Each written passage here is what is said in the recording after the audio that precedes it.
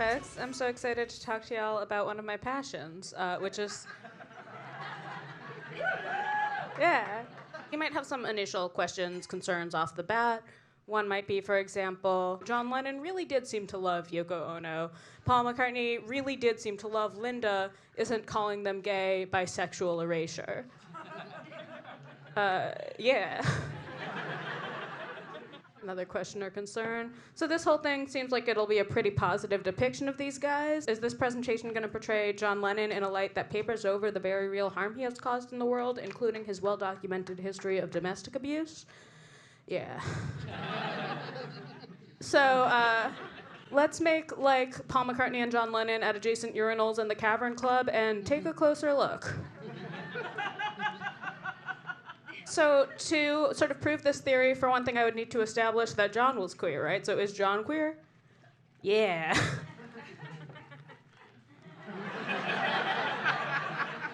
I don't mind if there's an incredibly attractive guy, he's quoted as saying. It's very difficult. They would have had to be not just physically attractive, but mentally very advanced too, and you can't find people like that.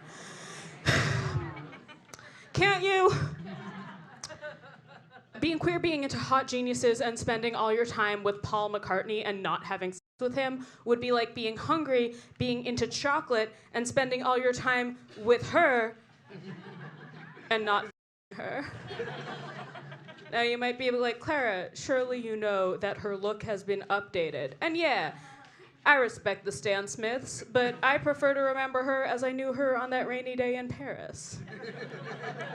Here's another piece of evidence. So Yoko picked up that John was potentially interested in having an affair with Paul. It wasn't just Yoko. In their lives, other people would sometimes call Paul John's princess.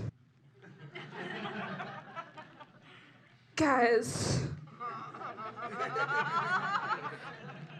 I'm not like into fan fiction, but if I were...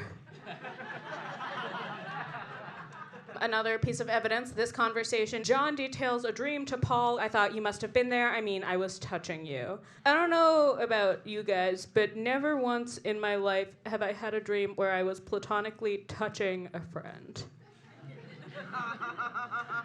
I'm sure I've had dreams where I high-fived a friend, but I would never describe that dream to them as, I thought you must have been there. I mean, I was touching you. Okay, so now you might be saying, I get it, John might be a little fruity. But Yoko said it herself, you know? Paul's a straight boy. To which I would say, no, he isn't.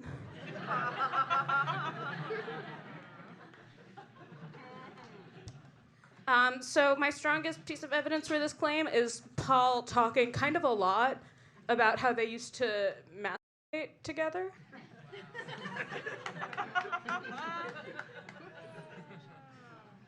So here's Paul talking about them masturbating together in their youth. Here's a friend being like, no, it wasn't just in their youth. And here's a quote about John writing a play about them masturbating together.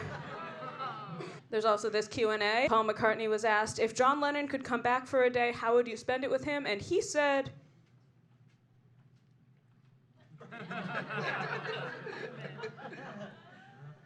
So for those of you who are still like, Paul is straight as an arrow, all I have to say to you is, yeah, this arrow. And I did Photoshop that. I also Photoshopped the pieces out of the picture. So Paul is queer, John is queer, and then you kind of got to put it together. They did queer stuff. For example, in a television special in 1964, they played Pyramus and Thisbe together. Pyramus and Thisbe is the couple that Romeo and Juliet were based on. And I would argue that the only thing gayer than playing Pyramus and Thisbe together is these little outfits. Also, like, finding a way to play a couple in a play really has the vibe of middle schoolers who kiss for practice. Exhibit B, in 1961, for John Lennon's birthday, he received 100 quid from a relative. He used this money to take a one-on-one trip to Paris with Paul McCartney.